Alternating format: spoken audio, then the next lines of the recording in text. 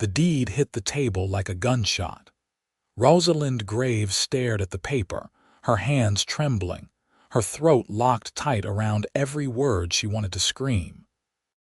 The lawyer, a thin man named Aldous Finch with ink-stained fingers and a nervous habit of blinking too fast, stepped back from the table as if he expected her to throw something.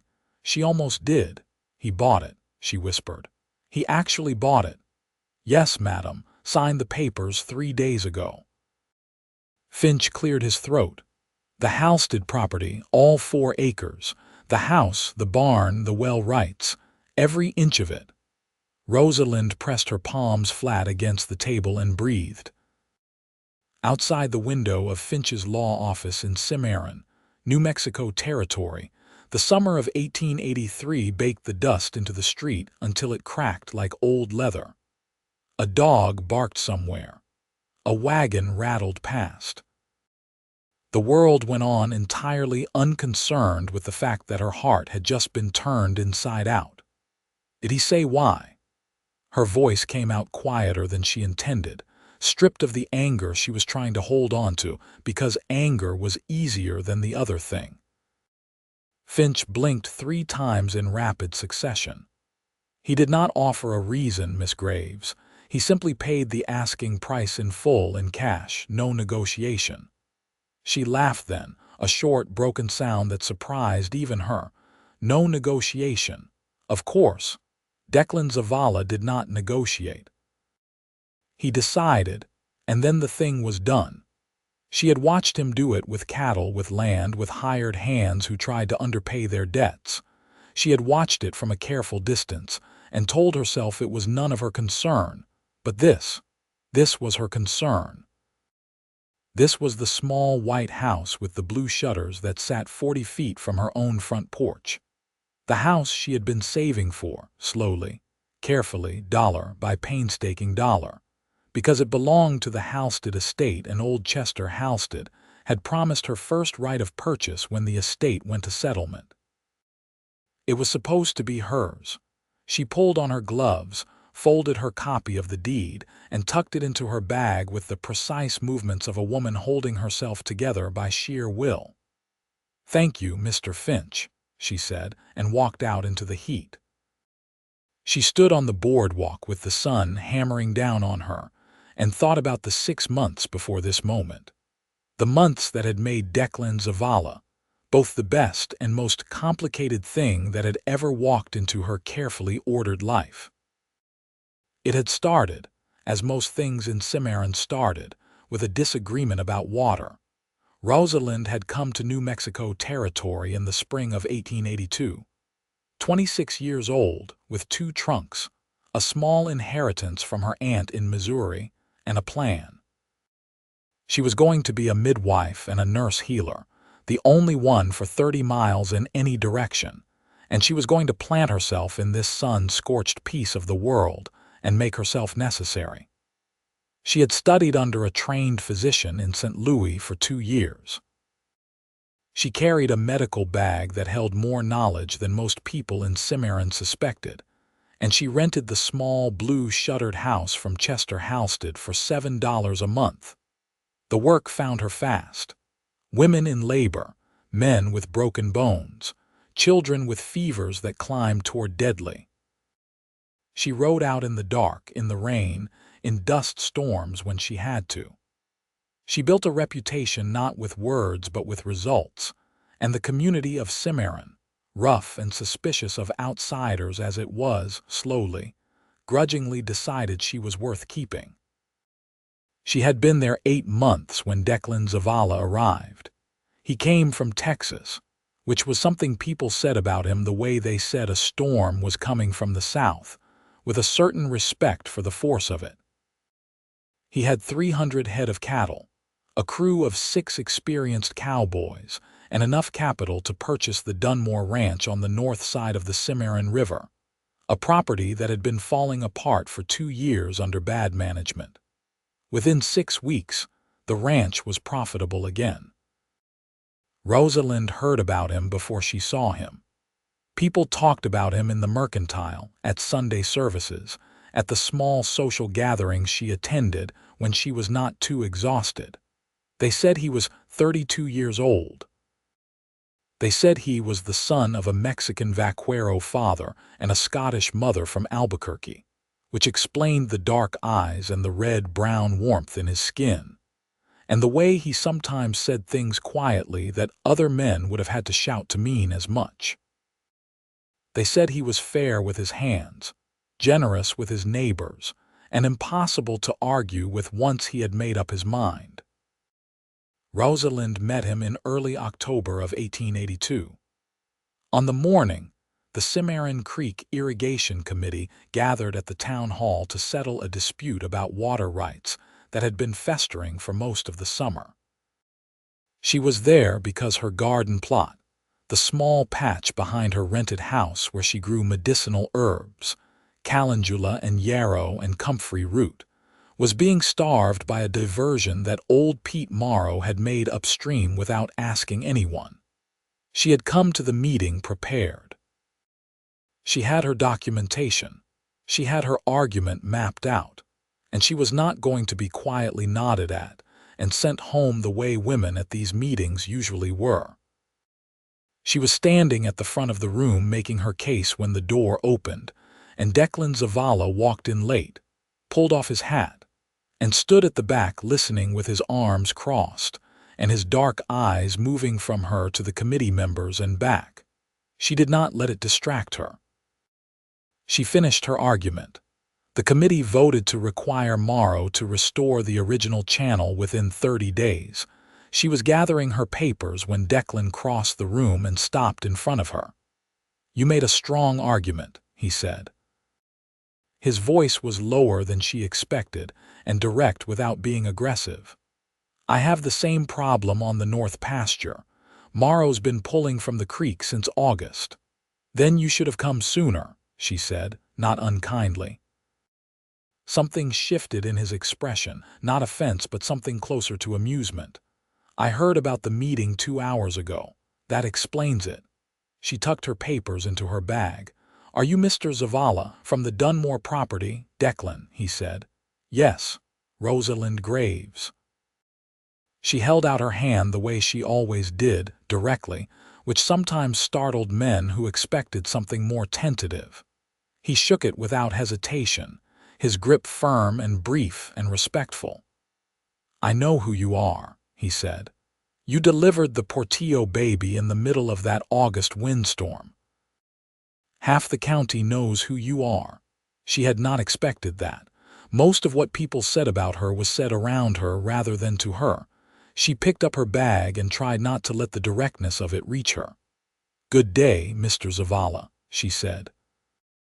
"Declan," he said again, a quiet correction, and stepped aside to let her pass. She thought about that afterward more than she meant to. The next time she saw him was 3 weeks later. She had ridden out to the Portillo homestead on the eastern edge of the territory to check on Maria Portillo and the baby. And on the way back her horse, a sensible brown mare named Clara, picked up a stone in her left forefoot and went lame a mile from the Zavala property line. Rosalind got down, removed the stone, assessed the damage, and concluded that Clara needed to rest, and that she was going to have to walk the remaining 4 miles home unless she found another option. She was considering this without much enthusiasm when hoofbeats approached from the direction of the river. Declan Zavala pulled up his horse, a big gray gelding with the look of endurance about him, and took in the situation in one glance. "Lame," he said. "Front left." "She's fine, but she shouldn't carry me home." He was off his horse before she finished the sentence. He examined Clara's hoof himself, running his hand down the leg with practiced efficiency. "Bruised but not split. She'll be fine in a few days." He straightened and looked at her. "Come up behind me." "I'll take you home." "That is not necessary. I can walk." "It is 4 miles," he said. He said it the way someone might observe that the sky was blue. No argument, no pressure, just the fact of it laid down between them. "I am aware of how far it is." "So am I." He held the gray's reins steady and waited. Rosalind looked at the empty road. She looked at Clara.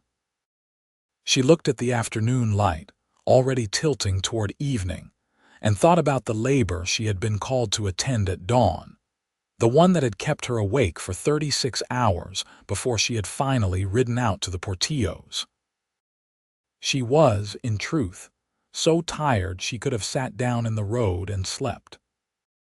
She put her hand on his shoulder and let him help her up behind him, and she held her medical bag in her lap and kept herself properly upright with 3 inches of careful space between them, and he rode her home without making anything of it.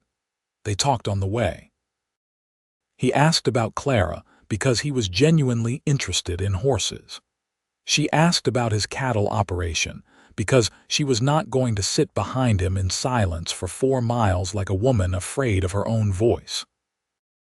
He answered her questions plainly and asked some of his own, about where she had trained, about how long she planned to stay in Cimarron, about whether Chester Halstead's house was working out for her purposes. "It's small," she said, "but the light is good in the front room and I have enough space for what I need." "Halstead won't last much longer," Declan said, not cruelly, just matter-of-factly. "His nephew in Denver will want to sell the estate quickly. If you want the house, you should be ready."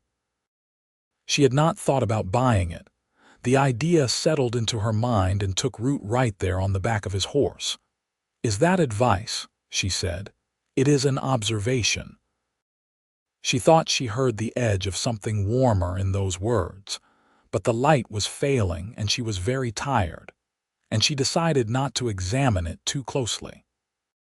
He helped her down at her gate, tipped his hat, and rode back into the dusk with Clara trailing behind on a lead rope, which she had not agreed to and had not had the energy to argue about.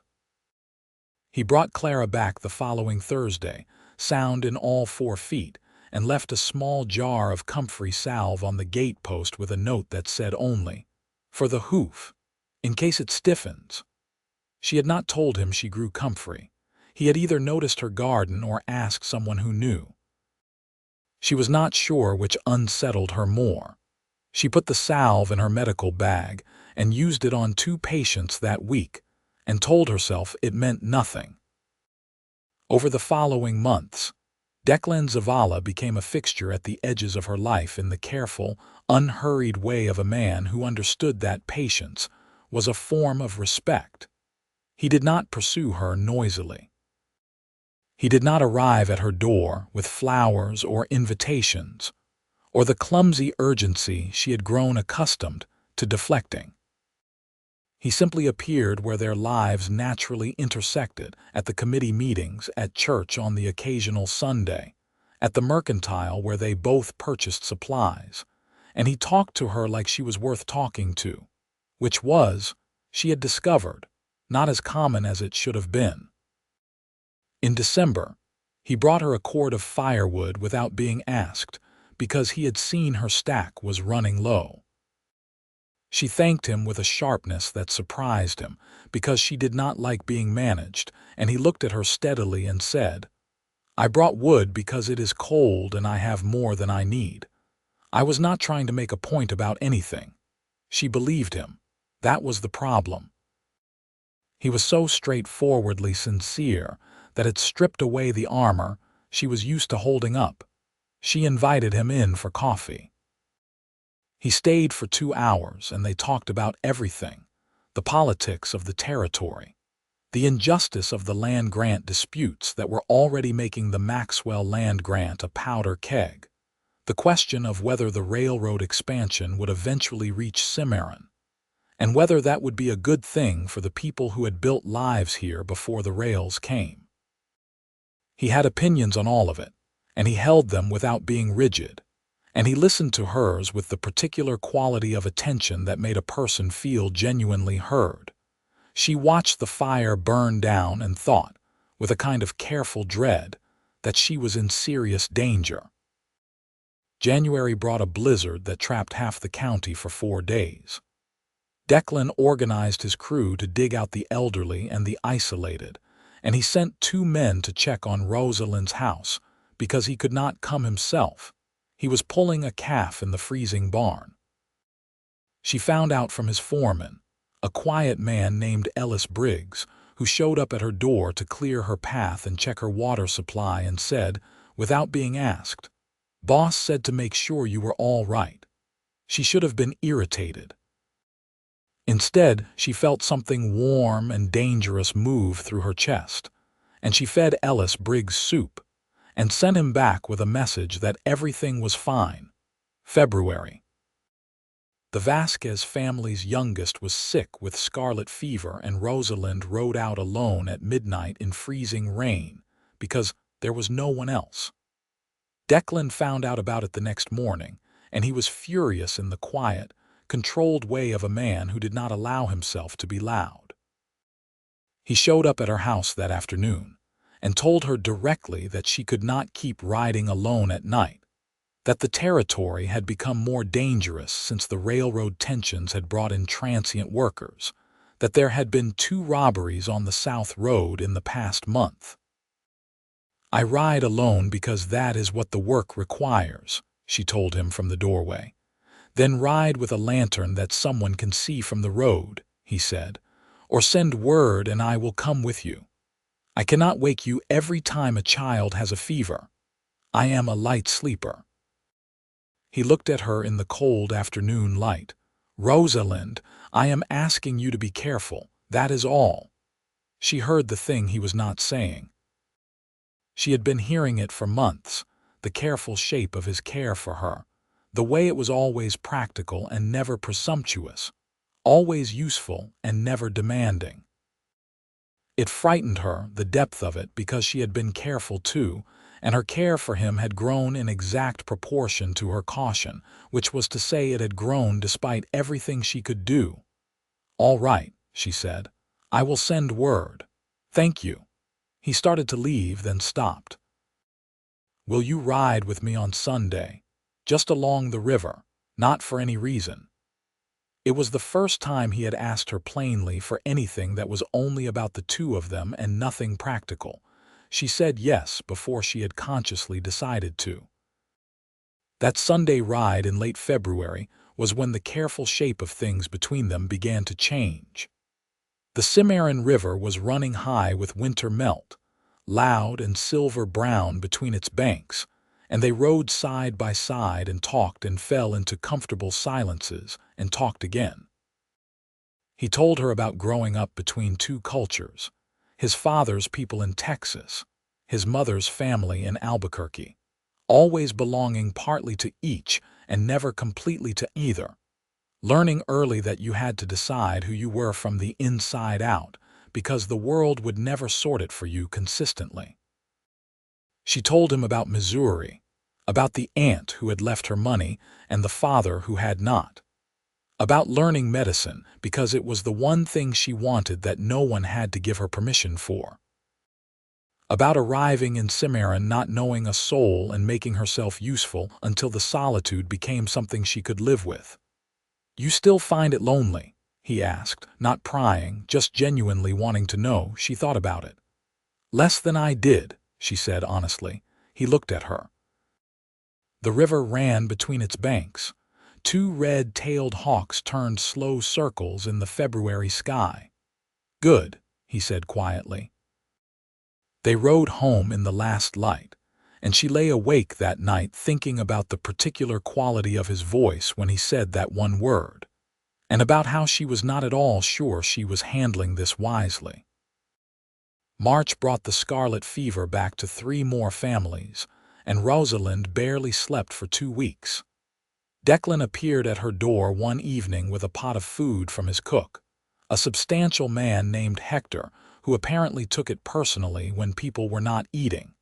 He did not try to come in. He handed her the pot and said, "You look like you haven't slept in a week." "I haven't slept in 2 weeks," she said. "Then eat that and sleep." "Are you giving me orders, Mr. Zavala?" He almost smiled. She could see it at the corners of his mouth, the way he held it back. "I would never give you an order, Miss Graves. That is a request from a man who is worried about you."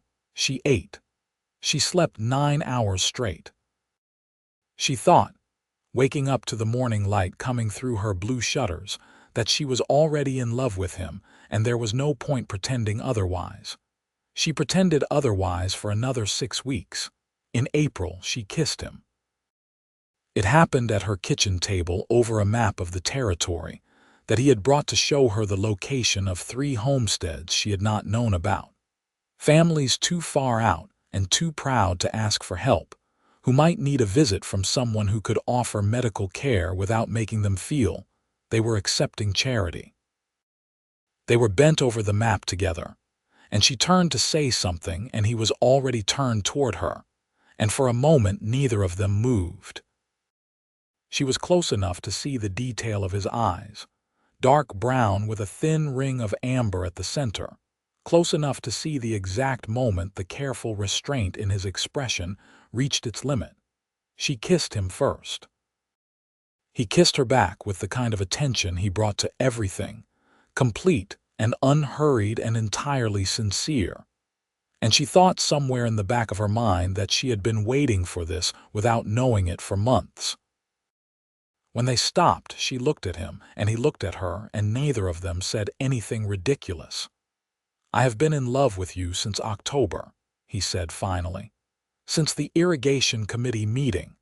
You were arguing with 3 men who did not want to listen, and you made them listen anyway." "That was a water rights dispute," she said. "I know what it was." He reached up and tucked a loose strand of hair back from her face with careful fingers. "I am telling you what it looked like from where I was standing." She covered his hand with hers. "I am not an easy person," she said, because it was true and it was only fair to say it plainly. "I know that." His fingers curled gently around hers. "I have been paying attention," he had. That was the truth of it. Declan Zavala had paid more careful, honest, genuine attention to who she actually was than anyone she had ever known. And he had done it without agenda, without the hidden motive of trying to reshape her or soften the edges he found inconvenient. He had simply looked at her and seen her. All the practical determination and the stubbornness and the loneliness and the competence and the particular private humor she only let out when she was not being formal. And he had decided, apparently, that all of it was worth his time. It was the most disarming thing that had ever happened to her. They were careful after that, because Cimarron was a small town and small towns had opinions. They were not secretive, but they were not dramatic about it either. He came to supper twice a week. She rode with him on Sunday afternoons. They attended community events together, and let the town draw its own conclusions at whatever speed the town chose. Chester Halstead died in May. The nephew in Denver sent a letter to Aldous Finch authorizing the sale of the estate. Finch wrote to Rosalind and told her she had 30 days to make an offer. She had been saving. She had enough for a reasonable offer, but not a competing one if someone with more capital entered the field. She went to Finch's office, made her offer, and went home feeling cautiously hopeful. She had not told Declan. She meant to. And then the season got busy, and she had a difficult berth on the East Road that kept her away for 2 days. And when she came back, there was a family with typhoid fever in town, and she did not stop working long enough to have a full conversation with anyone who was not a patient. She assumed her offer would be accepted. She assumed it because Finch had implied it, because the Halstead nephew had no competing interests as far as anyone knew, because the house was small and unimpressive, and who in Cimarron would want it besides her? Declan Zavala, apparently. She had been standing on Finch's boardwalk for 5 minutes, holding her bag, staring at the street when a voice said her name. She turned around. He was across the street, outside the hardware store, and he was looking at her with the expression of a man who knew exactly what she had just read and had been waiting for this. She crossed the street in the afternoon heat and stopped in front of him and said, with everything she had, "You bought the Halstead house." Yes, he said. He did not look away. He never looked away from anything difficult. Declan. Her voice was very quiet. Why? He was silent for a moment. Not the silence of a man avoiding the question, but the silence of a man choosing his words with the same care he brought to everything. Because you walk, he said. She stared at him. I beg your pardon. You walk everywhere when your patients are in town. In the dark, in the cold, in whatever the weather is. You walk from your house to wherever you need to be because you will not wake anyone for a horse at midnight, and you will not always wait for daylight. He held her gaze steadily. The Halstead house sits 40 feet from your front door. I bought it so that whatever happens, wherever you need to go, you never have to walk far alone without someone close enough to know. She heard every word. She understood every word. And the magnitude of what he had done without once asking her, without once checking whether she wanted to be known this way, without allowing her to be part of the decision, landed in her chest alongside the enormous, terrifying tenderness of the reason for it. You did not ask me, she said. No. He held the admission plainly. I made a decision about something that affects you without talking to you first. I know that. I had made an offer. I know that too. Finch told me. His voice was steady, but she could see something working in his jaw. I outbid you, in cash. The anger came in properly then, clean and justified. Declan, that house was supposed to be mine. I have been planning for it, saving for it. I had a right to be asked. You did, he said. You had every right. I did not ask. I cannot unmake that. Then why are we standing here? He looked at her for a long moment. Because I want to give you the deed. The words fell between them like something dropped from a great height. She blinked. What? The deed. I had Finch prepare a transfer document this morning. The house is yours, Rosalind. It was always going to be yours. He reached into his coat and took out a folded document.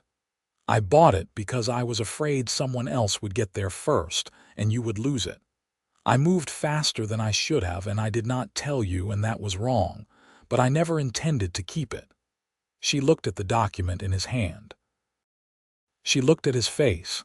She was trying very hard to keep her thoughts in order, and her feelings were not cooperating. You spent your money, she said. A considerable amount of money. Yes. And you are simply going to give it to me. I am going to give you back the thing that was supposed to be yours, he said. Because I made a mistake and because the house is yours. That is all. She did not take the document yet. You could have told me you were worried someone else would buy it. You could have talked to me. I should have. No excuses. No deflection. Just the simple acknowledgement of it. Why didn't you? He was quiet for a breath. Because you are so capable and so independent and so entirely yourself that I did not want you to think I was trying to arrange your life. I only wanted to protect something that mattered to you. I did not think it through. She looked at the deed again. She thought about 6 months of him being exactly this person. A man of enormous care and enormous blind spots who loved her in the most practical, most sincere, and occasionally most infuriating way she had ever encountered. I need to think, she said.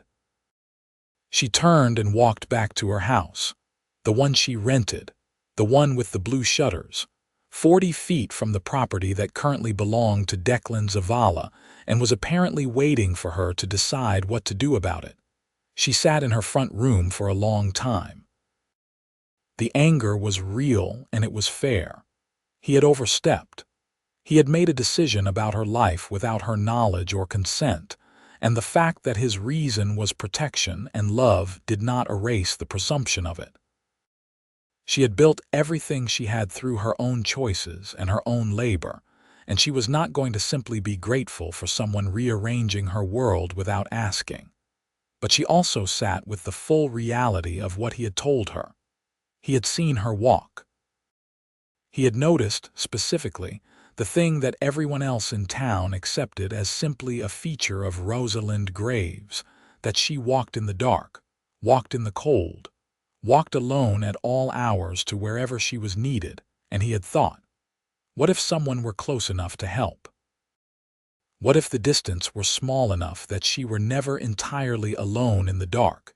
He had not tried to stop her from walking. He had not tried to make her stop going out at night or riding in storms, or doing any of the work that made her who she was. He had simply, in his characteristically excessive and impractical and genuine way, tried to make the distance shorter. She pressed her hands to her face and sat with that. The next morning she went back to him. She found him at his ranch, in the large corral behind the barn where he was working with a young quarter horse that was not yet saddle broke. He saw her come through the gate, and he handed the lead rope to Ellis Briggs without a word and came to meet her. She held out her hand. "Give me the deed." He looked at her carefully, reading her face with the attention he always brought to her. "Are we all right?" he asked. "Give me the deed and then we will talk about whether we are all right." He produced it from the house, moving with the brisk efficiency of a man who had been waiting to be told what to do next. He handed it to her. She took it and held it in both hands and looked at it and thought carefully about what she wanted to say, because what she wanted to say mattered and she was not going to say it carelessly. "What you did was wrong," she said. "Not the buying, the not telling me, the deciding without me. I need you to understand that I am not a person who can be arranged for. I am not a woman who wants to be managed, even lovingly, especially lovingly." "I understand," he said, "completely. And if this, whatever this is between us, is going to be something real, that cannot happen again. We make decisions that affect each other together. We talk first, always." "Yes," he said, "that is what I want too." She looked at him. His hat was in his hands. The quarter horse was moving restlessly in the corral behind them, and Ellis Briggs was doing a very careful job of appearing not to listen. "You notice that I walk," she said. "I notice everything about you," he said quietly. "I cannot help it." She felt the truth of that land in her chest. She had felt it for months, the quality of his attention, and she had not always known what to do with it because no one had ever paid her that particular kind of attention before. "The house is very small," she said. "I would need to add a proper examination room if I am going to use it as intended." Something shifted in his expression, careful and warm. "I have 3 good carpenters on the payroll through the summer." "That is not an offer I asked for." "No," he said. "It was just an observation." She looked at him for a long moment and then, because she was not a woman who made decisions slowly once she had thought them through, she crossed the 3 feet between them and put her hand on the side of his face and said, "I love you, Declan Zavala, and you are occasionally extremely maddening." He covered her hand with his and something in him seemed to release, a tension she had not fully seen until it was gone. "You are regularly very difficult," he said, "and I would not change a thing about you." She kissed him there in the corral with Ellis Briggs pretending to be entirely absorbed in a young horse, and the summer sun burning down on the high desert and the deed to the house next door in her hand. They were not careful anymore. Cimarron took approximately 4 days to form a complete opinion, and approximately 2 more days to decide it was pleased. The Portillo family sent flowers when they heard.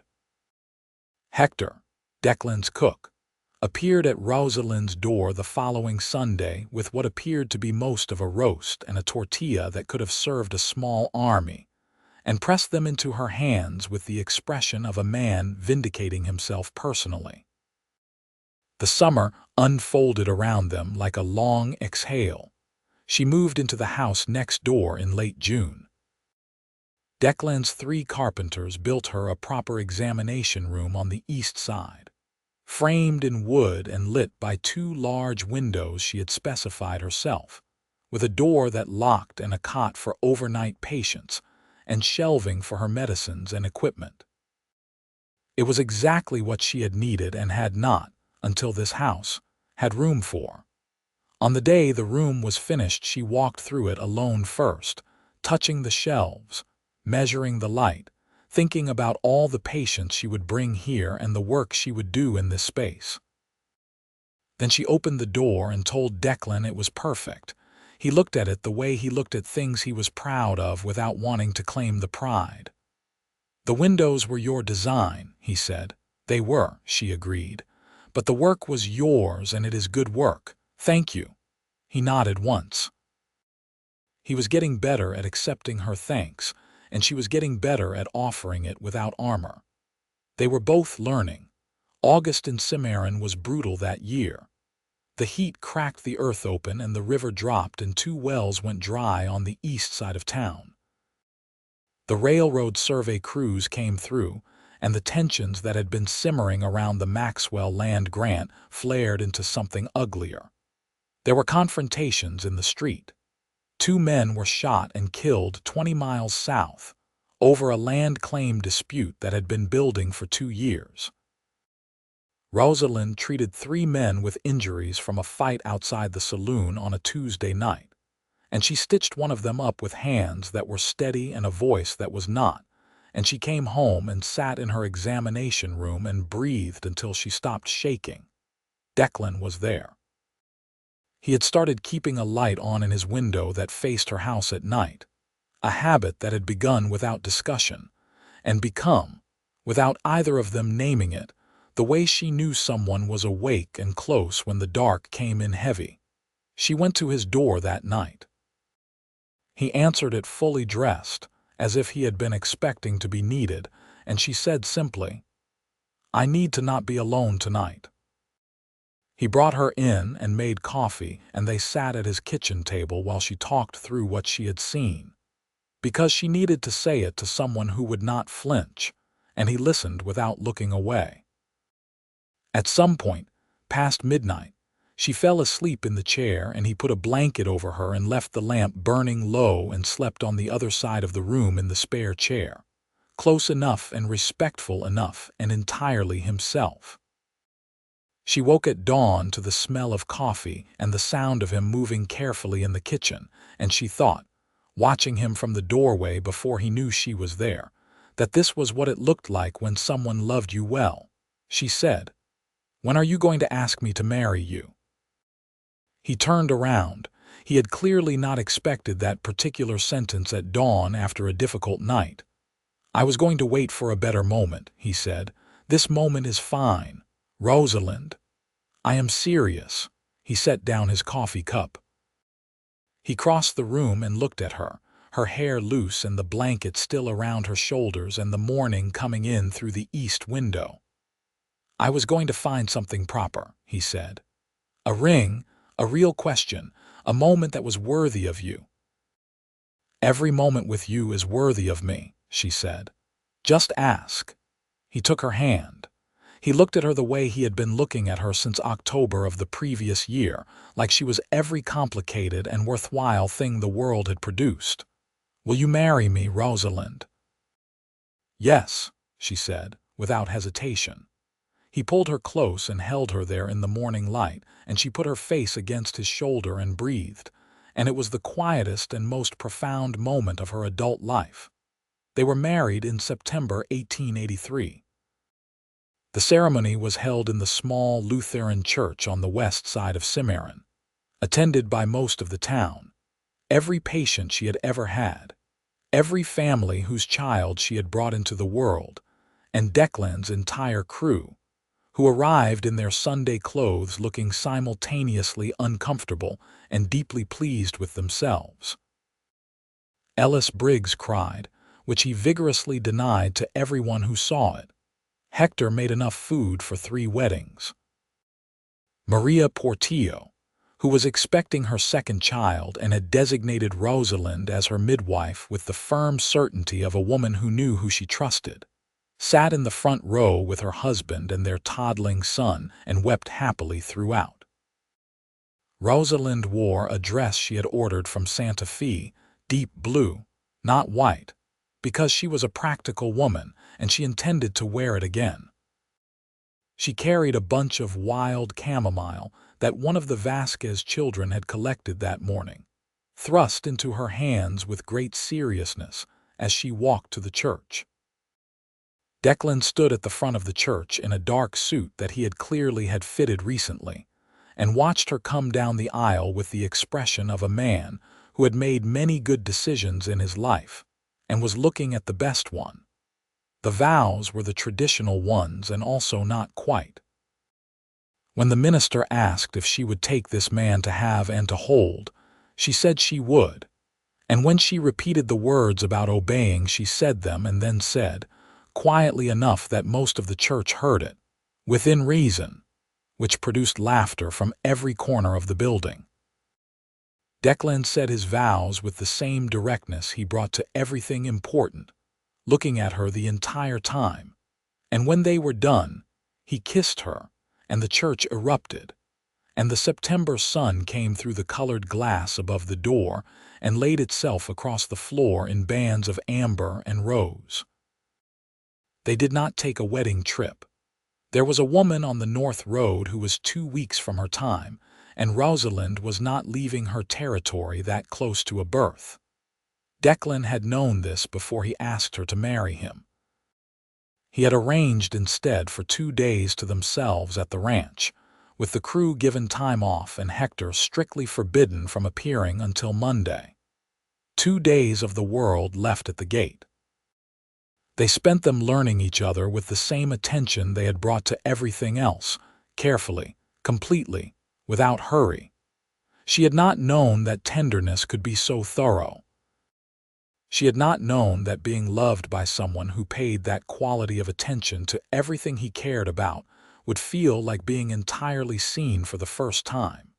She told him this, on the second morning, lying in the light that came through the east window of the bedroom. He tucked a strand of her hair behind her ear and said, "You have been visible to me since the moment I walked into that meeting room. I have not managed to see anything else very clearly since." "That seems inefficient," she said. "Extremely," he agreed, "and I cannot be sorry about it." Autumn settled over Cimarron with the particular golden quality of the high desert in October, the light turning amber and the scrub oak going red on the hillsides, and the air losing the hammering weight of summer. Rosalind's practice expanded. The examination room in her house next door proved exactly what it needed to be, and she began to see patients there formally during set hours, which allowed her to be more organized without being any less available for emergencies. She and Declan settled into the rhythms of a shared life with the same pragmatic care they had brought to everything. He was at the ranch most days from before dawn. She was at her practice most mornings and out on calls in the afternoons. They ate supper together 6 nights out of 7. The 7th was usually because someone needed her. He never complained about the 7th.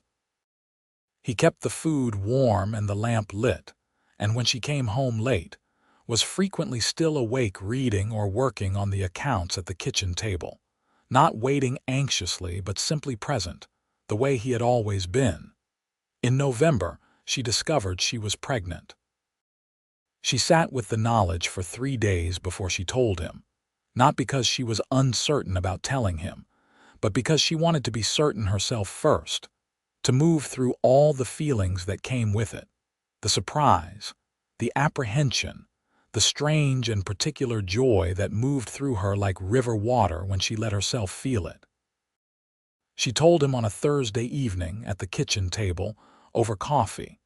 She said it plainly, "I am going to have a baby."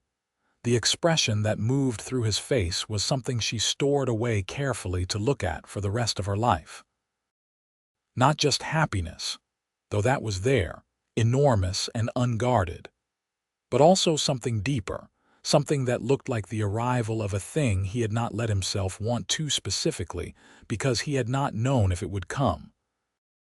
He got up from the table and came around to her side and went down on one knee and took both her hands and said, "Are you well? Are you feeling all right? Declan, I am a midwife. I am the most qualified person in 30 miles to manage this. That does not answer the question.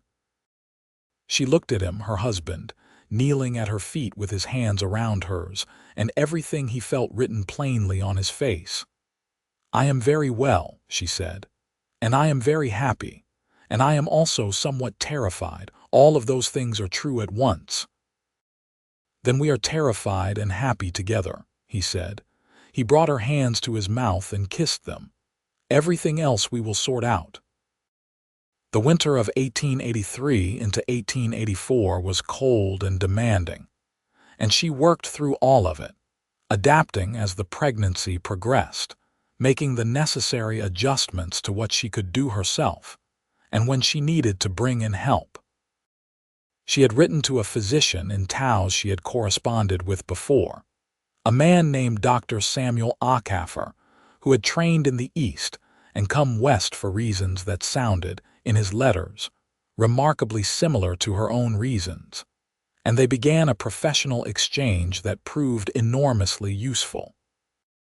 Declan fussed in the way she had told him she did not want, and then immediately fussed less when she pointed this out, and then fussed in ways that were so subtle and practical she had trouble objecting to them. He shortened certain fences so she did not have to climb them on her rounds. He acquired a gentler horse for her to ride. He said nothing about it, and she chose not to make it a conversation because the horse was, she had to admit, extremely pleasant to ride. She delivered Maria Portillo's second child, a girl, on a stormy February night in 1884. Mother and daughter came through beautifully, and Maria named the baby Rosalinda, which was not what Rosalind had expected, and which made her drive home in the rain with tears on her face that she attributed entirely to the weather. Declan had the lamp lit. He took her wet coat and her bag without being asked and sat her down and put warm food in front of her, and she told him about Rosalinda Portillo while he listened. And then she put her head on the table and went to sleep right there, and he draped her shawl over her shoulders and let her sleep. Their son was born in May 1884. It was an irony that Rosalind spent some time considering that the most qualified person in the territory for attending a birth was the one giving it, and that she would have to trust another pair of hands for this particular event. Dr. Acaffer had agreed to come from Taos for the birth, and he arrived 2 days ahead of schedule and proved in person to be exactly as competent as his letters had suggested, which allowed Rosalind to be a patient rather than a practitioner for one of the few times in her professional life. Declan was present. She had told him he did not have to be, and he had looked at her with an expression that made it clear this was not a thing she needed to tell him twice, and he would be there. He was there. He held her hand with the same steady, unshakable presence he brought to everything, and when the work was done and Dr. Acaffer placed their son in Declan's arms for the first time, Rosalind watched her husband's face and thought that this was the most purely vulnerable she had ever seen him, and that she loved him more in that moment than she had words to say. They named him Felix Acaffer Zavala.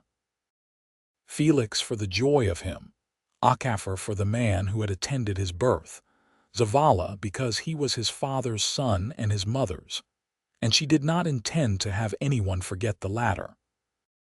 Felix Zavala arrived in the world with a full head of black hair and an opinion about everything, which Declan said he clearly got from Rosalind, and which Rosalind said he clearly got from Declan, and neither of them could actually settle the argument because the evidence supported both positions.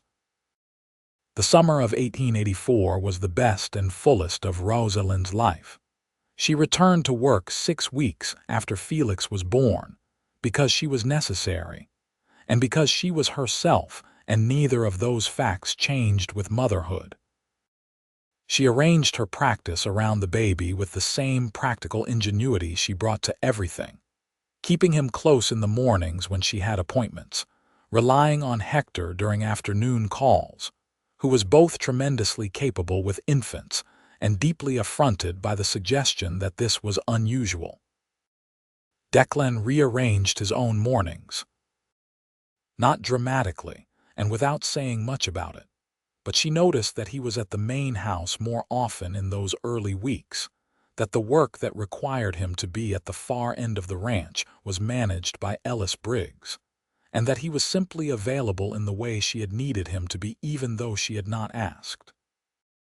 She said one morning, watching him sit in the kitchen rocker with Felix against his chest and the account books open on his knee, doing two things at once with the complete equanimity of a man who had decided this was simply what his life looked like now. "You adjusted your schedule." "A little," he said, not looking up from the accounts. "Did you tell Ellis?" "Ellis figured it out."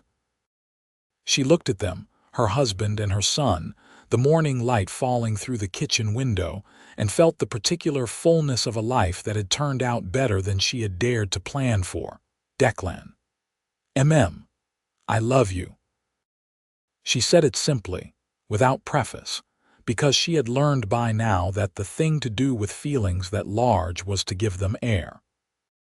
He looked up from the accounts and looked at her across the kitchen and said, with the directness that had been the first thing she respected about him and was still, after all of it, what she loved most, "I love you too. More than I know how to say properly, but I am fairly sure you know." She knew.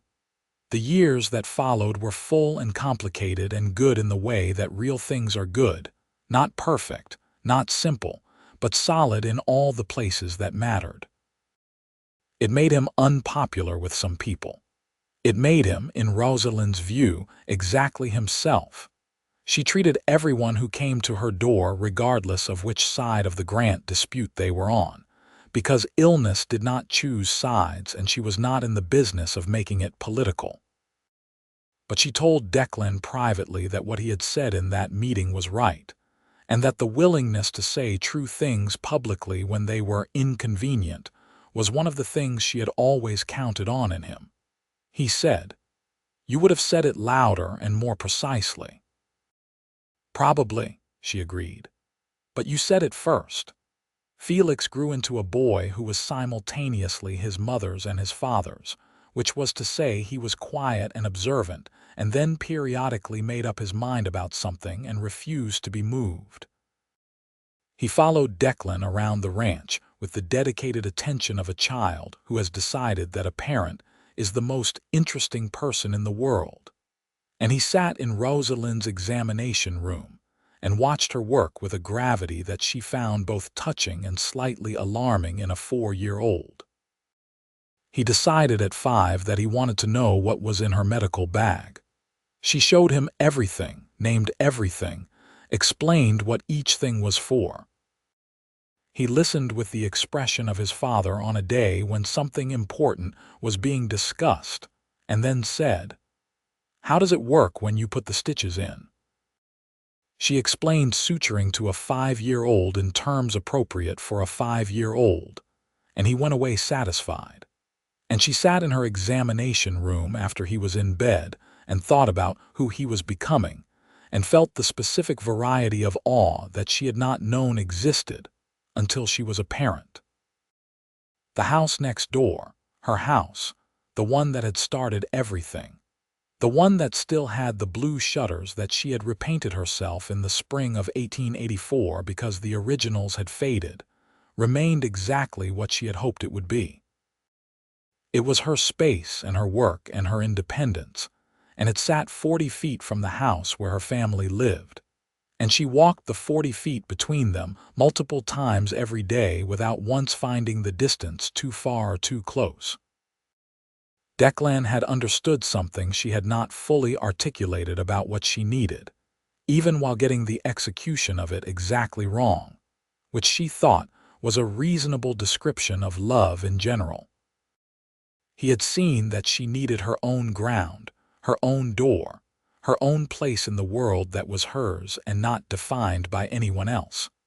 And he had also seen that she was walking alone in the dark too often, and that he wanted to be nearer to her than he was, Both things had been true. Both things still were. In 1886, she discovered she was pregnant again. This time she told him the same evening she knew. She had learned, in the years between Felix's birth and now, that the things she most wanted to share with him were better shared quickly, because the sharing itself was part of how she knew her life was different from the life she had lived before him. He was in the corral with the gray gelding, who was 14 now, and had the distinguished authority of a horse who knows he is trusted. When she came through the gate and waited for him to bring the horse to the fence, she said, "We are going to have another child." He looked at her. He had more gray in his dark hair than when they met, and it suited him, and she had told him so. He looked at her the way he always looked at her, like the attention was something he gave freely and completely. "Are you well?" he said, same as the first time. "I am very well," she said, same answer as the first time.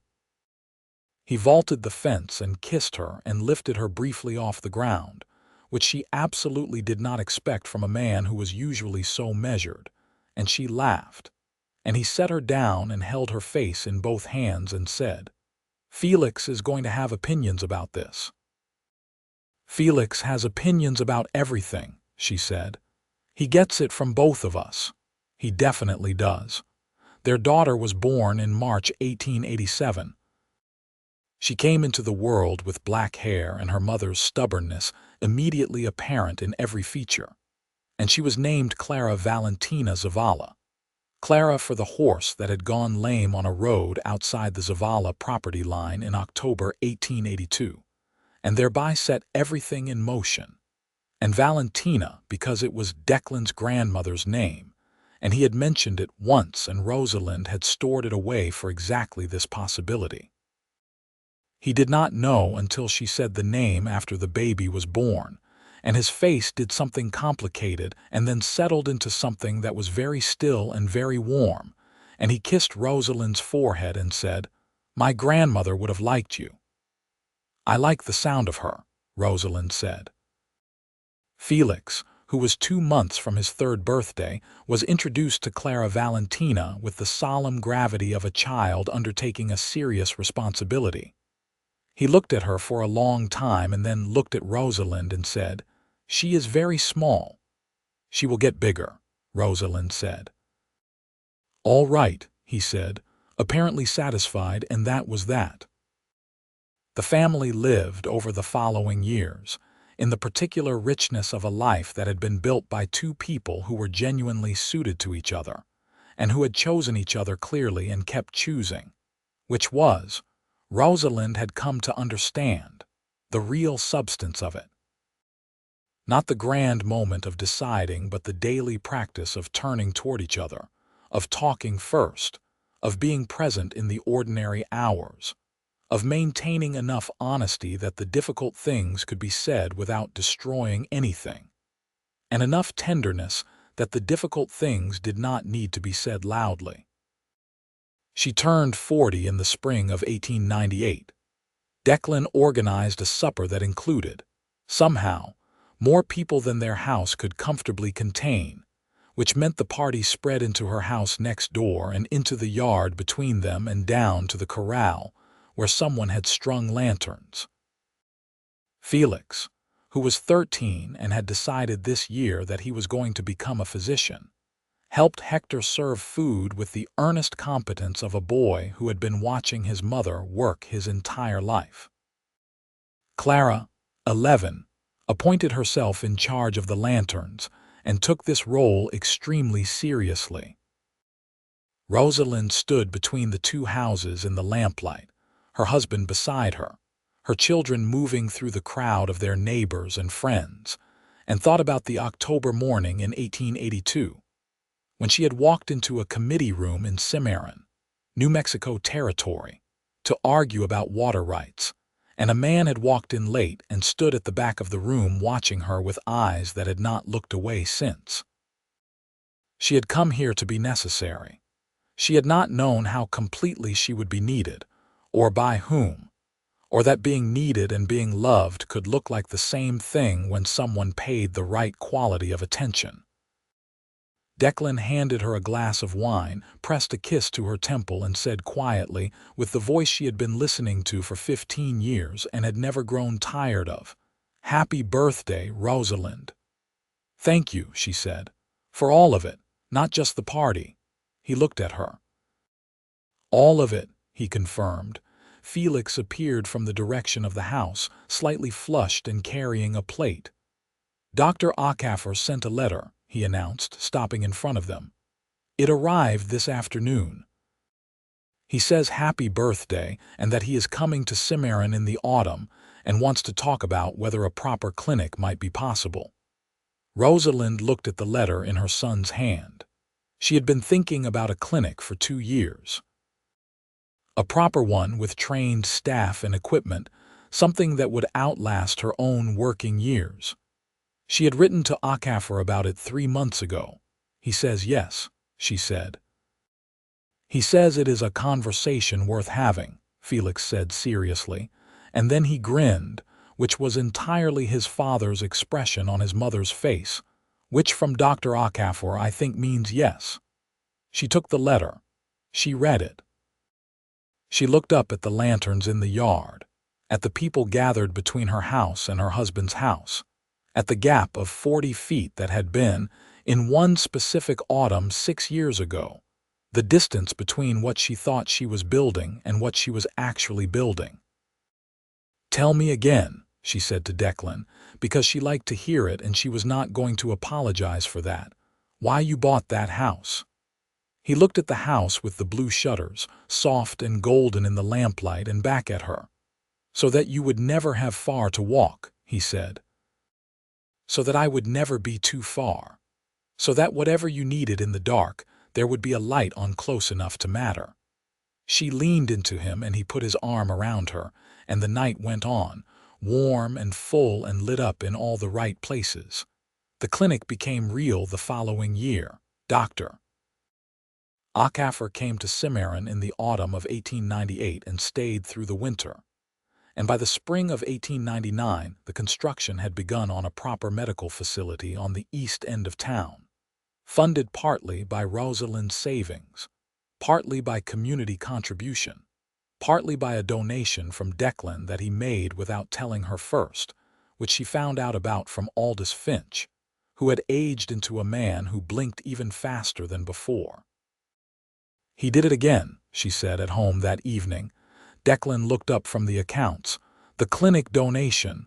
You did not tell me." "No," he said. "I should have told you. I apologize." He said it straightforwardly with zero attempt at justification. She sat down across from him. "How much?" He told her. It was substantial. She was quiet for a moment. "We can afford it. We can afford it." She looked at her hands. She looked at him. "The next time you do something significant with our money without telling me first, I will not be pleasant about it." "I know," he said. "I mean it." "I know you do." His eyes were warm. "I made one decision about that house in 1883 without telling you, and it produced a 15-year pattern of you keeping me honest. I cannot say I regret the pattern, even though I regret the cause of it." She tried to stay stern. She did not entirely succeed. "The money is good for the clinic," she said finally. "I know that too." She took his hand across the table. He turned it over and held hers. The clinic opened in June 1899 with a small ceremony that the town attended in the way Cimarron attended things it was proud of, noisily with food. Rosalind cut the ribbon herself and gave a short speech that she had written and practiced exactly twice, because she did not like public speaking, but she understood that this moment was bigger than her discomfort.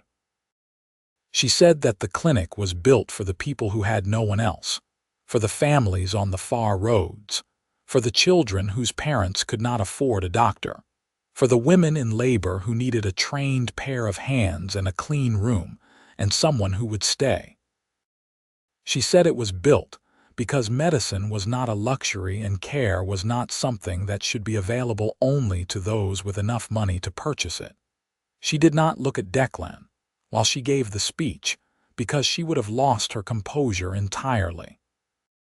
She looked at Maria Portillo in the front row, with Rosalinda, who was 15 now and had recently decided she wanted to be a nurse, and at the Vasquez family 3 rows back, and at Ellis Briggs, who was still, after all these years, Declan's foreman and still occasionally cried at important occasions.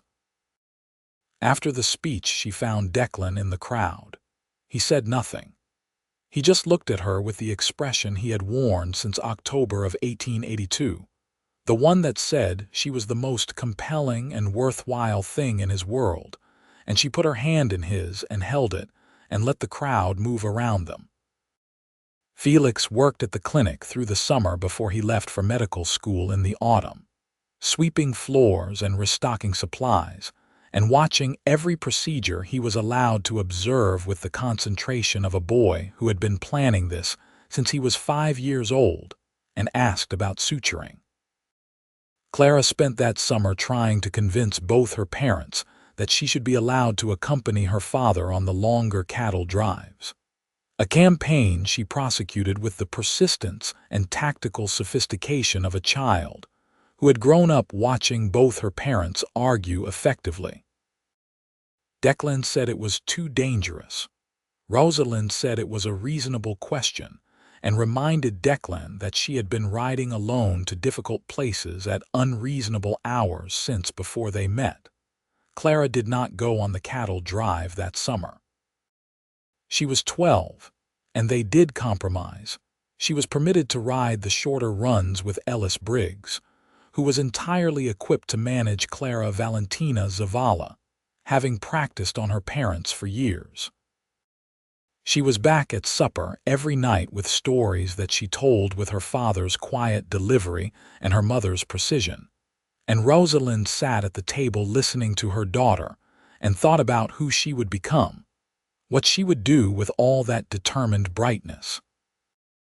Declan caught her looking and raised an eyebrow in question. "She is going to be someone remarkable," Rosalind said quietly. "She already is," he said.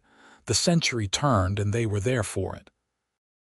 They were 42 and 49, Rosalind and Declan Zavala, and they were sitting on the porch of the main house on New Year's Eve 1899, wrapped in blankets, with cups of coffee going cold in their hands, watching the last minutes of the old century tick away. The stars over Cimarron were brilliant and innumerable, the way desert stars are when there is no competition from anything man-made, and the night was cold and perfectly still, and somewhere in the distance, a coyote was making its complaint to the dark. "Another century," she said. "Yes." "What do you want from it?" He was quiet for a moment, which meant he was thinking and not avoiding. "More of this," he said finally. "More of exactly this." She looked at the house with the blue shutters. She looked at the 40 feet of yard between the two houses, lit now by the lamp she had left on in her examination room out of habit, a habit that had become, over the years, a kind of signal: the light is on, someone is watching, you are not alone in the dark. She thought about a young woman who had come to this territory, alone with 2 trunks and a plan, and a fear she never said out loud. The fear that she would build something real and remarkable, and there would be no one close enough to see it. She had been wrong about that. She had been wrong about it almost immediately and in the most unexpected possible way. She leaned against her husband's shoulder. He adjusted the blanket to cover both of them. The coyote fell silent, and the stars turned above the high desert, and the last minutes of the 19th century went quietly into the dark. "More of this," she agreed. "Happy New Year, Rosalind." "Happy New Year, Declan." He kissed her temple and held her close, and the night went on around them, full and lit and entirely, perfectly enough. In the years that came after, Cimarron would grow and change in the way that all Western towns grew and changed at the turn of the century. The railroad came closer. Automobiles appeared on the streets like bewildered animals. Electric light threatened the supremacy of oil lamps. The Maxwell land grant troubles settled into an uneasy legal peace that satisfied no one completely, but allowed people to go on with their lives. The clinic expanded in 1903, adding a second examination room and a small surgical space that Dr. Akaffer, who had by this time relocated to Cimarron permanently, used with the precision and care of a man for whom good medicine was a moral obligation. Rosalind Zavala's name became the kind of name that people in New Mexico Territory said with a particular weight, the way you say the name of something that has been in place long enough to become part of the landscape. She trained 3 young women who wanted to be midwives. She corresponded with medical institutions in the East about expanding access to care for rural communities. She served on the county medical board, the first woman to do so, which went uncontested primarily because she had been making the county's medical decisions effectively for 20 years before anyone thought to formalize it. Felix returned from medical school in 1905 and set up practice alongside his mother, which produced a period of intense professional negotiation during which Rosalind had to remind herself several times that she had raised her son to have strong opinions, and this was, overall, a good thing. They argued about treatment protocols. They argued about record-keeping systems. They argued about whether the second examination room should face east or south. They argued with the specific vigor of 2 people who respect each other enormously, and are not going to let that stop them from being right. Declan watched these arguments with the expression of a man who recognized the dynamic very well and had no intention of getting involved. Clara, at 18, announced that she was going to study law. Rosalind looked at her daughter across the breakfast table and felt the particular pride of a woman watching something she had hoped for, without knowing quite what she hoped for take its specific, vivid shape. Declan looked at Clara and said, "Where, Albuquerque," Clara said. "There is a program being offered I have already written for information." "Of course you have," he said, and there was pride in it, unqualified. She went. She came back 3 years later with credentials, opinions, and an argument for why the County Land Records Office needed reorganizing that she laid out for her father over supper, with the precision of a woman who had been watching both her parents build cases since she was old enough to follow a line of reasoning. He gave her the argument his full attention and then said, "You should bring that to the county board." "I intend to," she said. "I thought I would practice on you first." "How did I do?" he said. "You listened," she said, which from Clara Valentina Zavala was the highest available praise. Rosalind watched them across the table, her husband and her daughter, the one who had seen her in October 1882, and decided to pay attention, and the one who had inherited everything that conversation had eventually produced, all the determination and the clarity and the refusal to accept that things could not be better than they were. "You did well," she said to Declan. He looked at her. He was 60 now, her husband, with silver threaded through his dark hair and the particular stillness of a man who had been paying attention for a long time and had learned to be at peace with what he knew. "We did well," he said. She held his gaze across the table in their kitchen, in their house, with the house next door lit up in the afternoon sun, its blue shutters fresh painted for the 4th time in 25 years, 40 feet away and never too far. "Yes," she said, "we did."